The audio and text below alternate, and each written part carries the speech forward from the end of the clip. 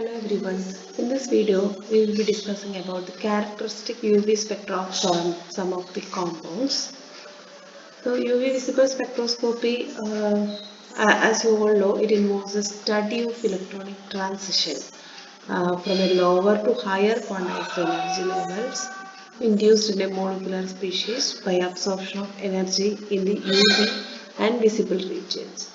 So as you know, the electromagnetic radiation in the 10 to 800 nanometer falls in this region.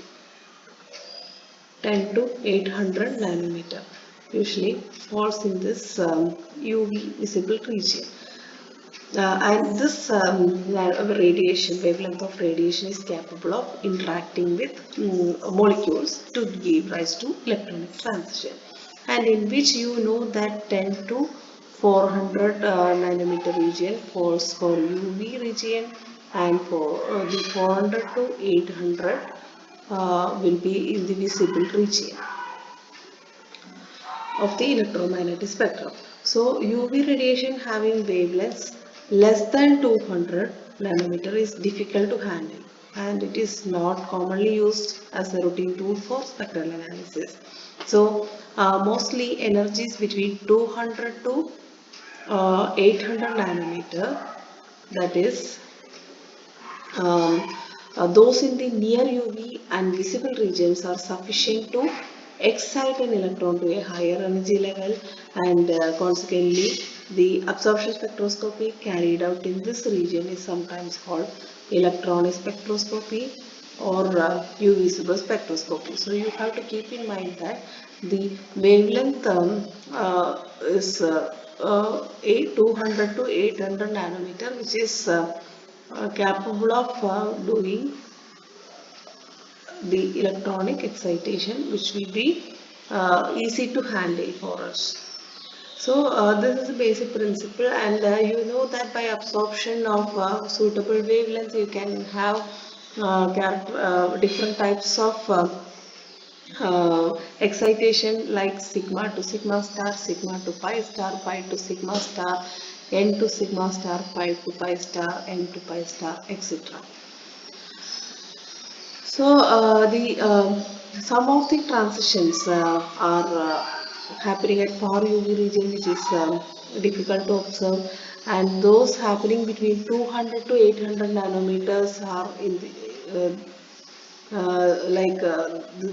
those are N2 sigma star, then pi to pi star, then N to pi star. So these three transitions are of our interest in the context of electronic spectroscopy: N to sigma star, pi to pi star, N to pi star, because these fall under the desired region 200 to 800 nanometer, that is near UV to visible region.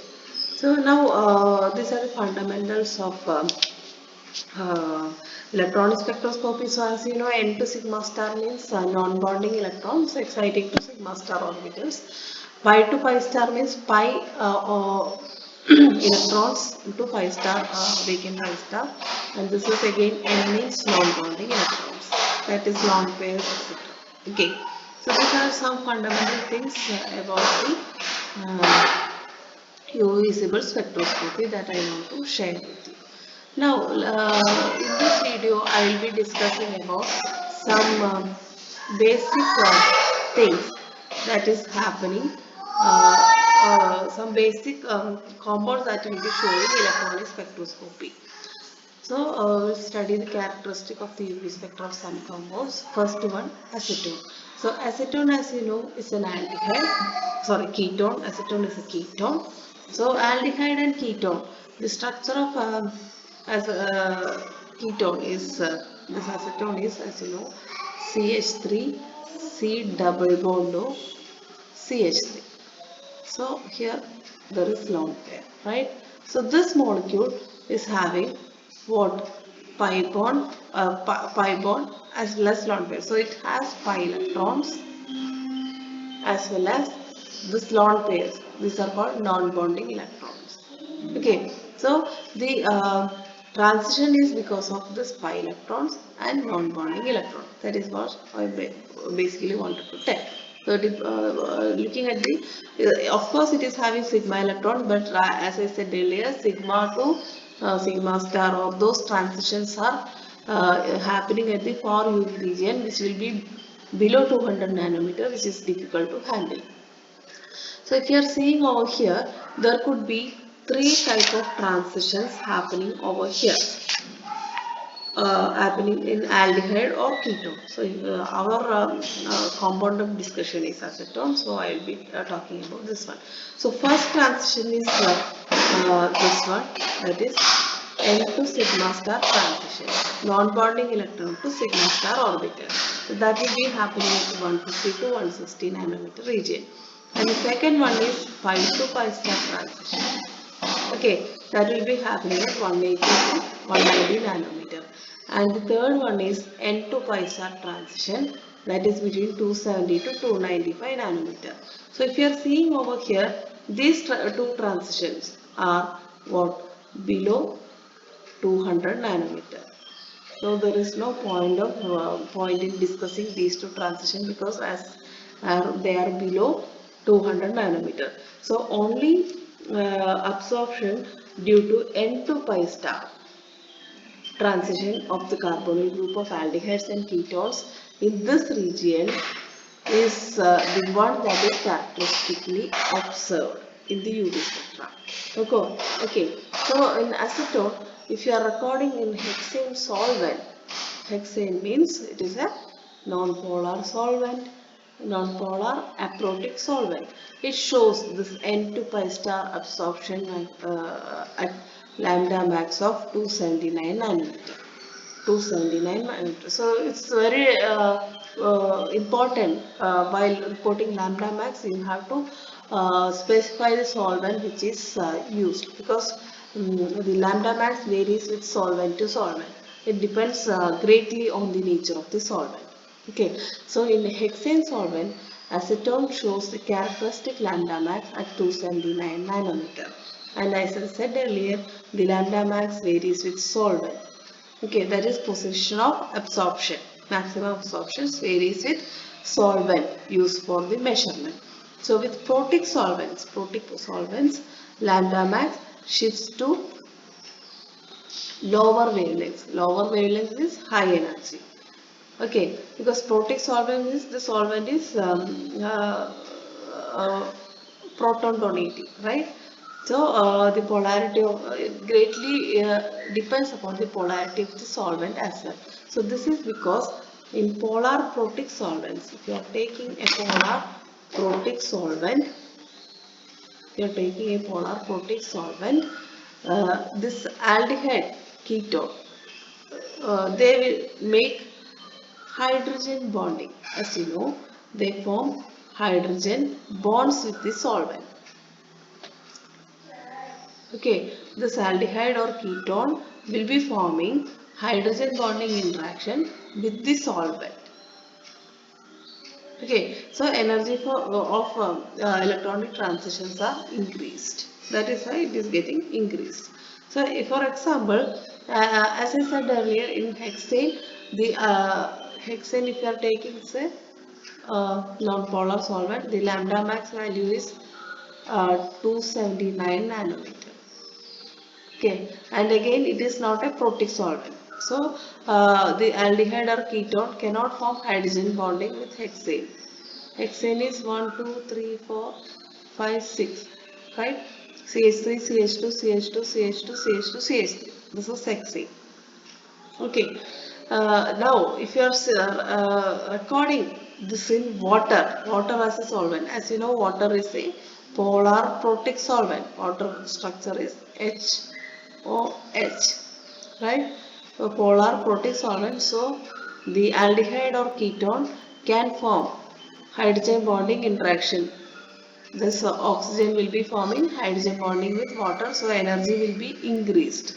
So it will be shifted to lower wavelength. So in water, the lambda max will be decreased, and it is shifted to 264 nanometer. Okay, that is why I am telling while reporting lambda max, you have to specify the solvent in which it is recorded. Okay, now let us see the structure of let us draw the structure of the uh,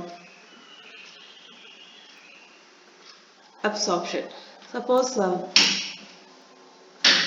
this is the graph which I am taking, and this is the epsilon, and this is the wavelength of absorption. Okay, suppose if you are recording in hexane solvent, the lambda max value will be like this. So the lambda max will be like this. Okay, the value, as I said earlier, the lambda max in acetone will be 279 nanometer. Now, if you are recording in water as the solvent, you can have an absorption maximum like this. And if you are seeing this value, as I said earlier, this lambda max will be corresponding to 264 nanometer. So in this context, you have to identify what are the possible transitions happening in aldehydes and ketone, and you have to identify which will be happening beyond 200 nanometer. That will be the only transition which will be observed in electron spectroscopy. In aldehydes and ketones, you will be getting between 270 to 295 nanometer. And the other thing is that you have to specify the solvent in which you are recording the electron lambda max. So hexane, here I am specifying hexane and water. So you have to identify the solvent which is polar or protic solvent. So in that hydrogen bonding possibility is there. So it will be forming hydrogen bonding, and it will be having high energy, and the lambda max will be shifted to lower wavelength.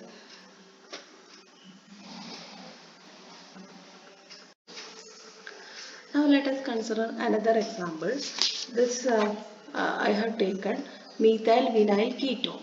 So CH3CO, CH double bond, CH2. So this is the vinylic position, vinylic bond, and this is like a acetyl group. So instead of CH3 over here, now we have a C double bond C group or vinylic group over here, vinylic group. Okay, now here also you can see pi bonds are there, and lone pair on oxygen. So there will be n electrons, right? N electrons as well as pi electrons. Obviously sigma electrons are there, but that transition is not under consideration in electron spectroscopy. So, and the peculiarity of this compound is that in acetone there was no conjugation, but you can see over here this is a alpha beta unsaturated compound, and there is a conjugation over here. So this molecule is a conjugated system. So basically there are two chromophoric group that is carbonyl group as well as C double bond C group. And the possible transitions are N to pi star and pi to pi star. Okay, and if you are seeing over here, as I said earlier, it's a conjugated system. So you have to understand that in acetone we have seen a pi to pi star happening at 187 nanometer, and this because of the pi conjugation. If you have a this pi to pi star in acetone was at 187 nanometer. Now there is a conjugation in here over here. Okay, so as you know, the conjugation increases lambda max. So that will be shifted to higher wavelength. So as conjugation, number of conjugation increases, lambda max will be shifted to lower wavelength, higher wavelength. Okay, as the number of conjugation increases, lambda max also increases. It will be shifted to higher wavelength. So redshift that we already studied, right? So if you are seeing over here in acetone, the pi to pi star was at 187 nanometer. Now if you are seeing at this compound, because of this unsaturation, this pi to pi star is increased from 187 to 219 nanometer. Okay, similarly this n to pi star also there is an effect in conjugation. So we observed at 279 nanometer in the case of acetone, both in hexane solvent we are recording, and here we are saying this is also shifted to higher wavelength of 324 nanometers.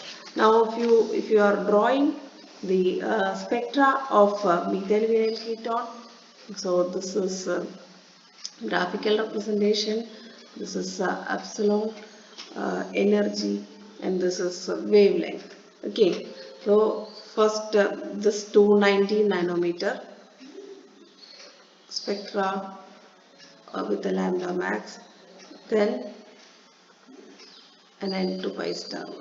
Okay, so this will be corresponding to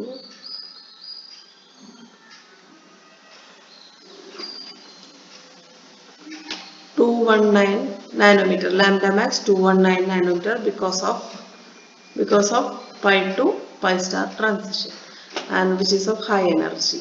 Okay, this will be of lower energy, but lambda max will be high, 324 nanometer. This is because of n to pi star transition. So that is the spectra of methyl vinyl ketone. So you have to understand that the conjugation raises the energy of the HOMO and lowers the energy of HOMO. So suppose if you are having a CC double bond which is not conjugated, okay, the HOMO-LUMO gap will be like this, suppose. So this is HOMO and this is LUMO. This is pi star. Now if you are considering a conjugated system like this, C double bond C, C double bond C, so this is conjugated. So if you are considering the HOMO-LUMO, that gap will be decreased. Okay, so this is now HOMO, this is now LUMO. And if you have further conjugation, this gap will be further decreased. Okay, so this is the gap is decreased to this much, and this is higher gap because this is a non-conjugated system and this is a conjugated system. So conjugation shifts not only pi to pi star absorption, but it also have an effect on n to pi star that we have seen over here, right? The n to pi star is shifted from 279 to 324. So it not only shifts pi to pi star but also shifts n to pi star. So this is the case of methyl vinyl ketone.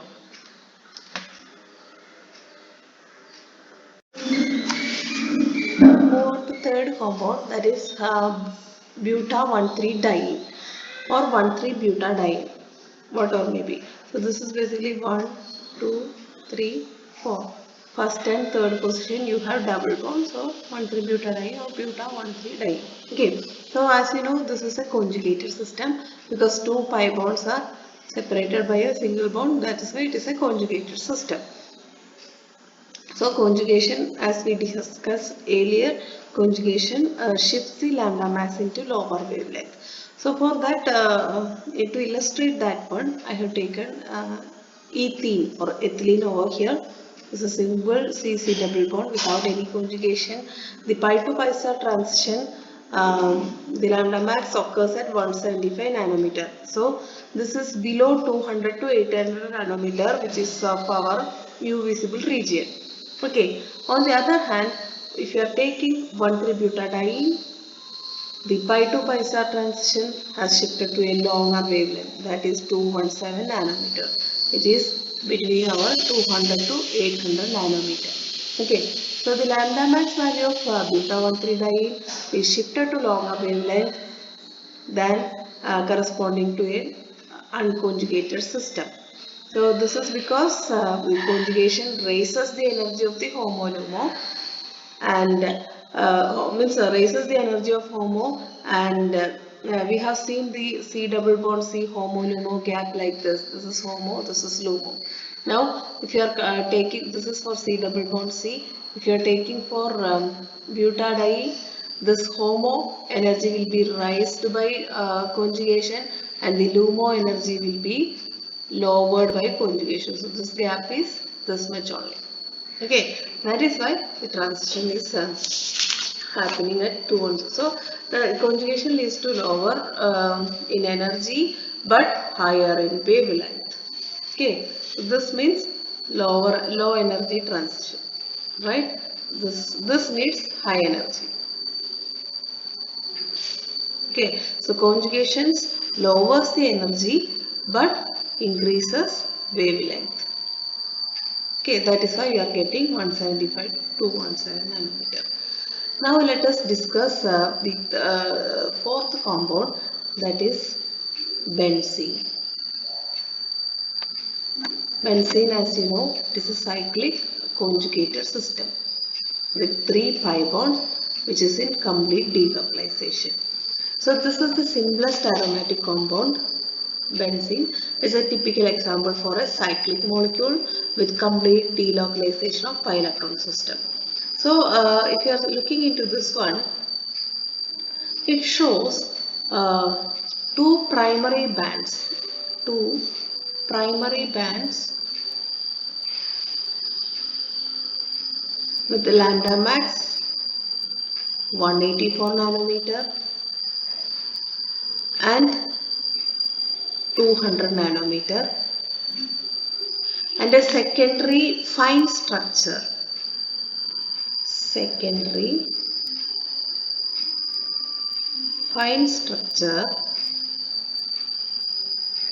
with band structure band with lambda max 255 nanometer, and these are recorded in cyclohexane solvent. Okay, cyclohexane is simply like this without pi bonds. Okay, the first intense pi to pi star transition, the first intense band is due to an allowed pi to pi star transition. There is an allowed pi to pi star transition which is intense, whereas other two are due to forbidden transitions. Okay, this intense transition is allowed, but others are forbidden. Only the last group of absorption with fine structure is seen in the 200 to 800 nanometer. So if I am drawing the spectra of benzene, it would look like this: epsilon, lambda. Okay, it will be coming like this: small peaks, second one, third one, and a greater absorption, then a small one, like this. Now the lambda max that we will be taking is this one. This is the lambda max which I told you about 255 nanometer. So the why this fine structure arises? Okay, this fine structure arises because of vibrational effects on the pi to pi star transition. So it is observable for most derivatives of benzene, both in vapor phase as well as in non-polar solvents. So this is identified as a characteristic of the aromaticism. This secondary fine structure is characteristic of aromatic ring system. In fact, the examination of UV spectrum is one criterion for determining whether a particular compound has aromatic structure or not. So this fine structure arises due to the vibrational effects on pi to pi star transition. Okay, and this is characteristic of aromatic system. So in this video we have discussed 4 compounds: acetone, methyl vinyl ketone, and 1,3-butadiene and benzene, and we have seen what are the characteristic transitions arising from them, and what are the lambda max values expected from them, and hope you all understood. If you have any doubts, feel free to ask your doubts in the comment box. Thank you for watching this video.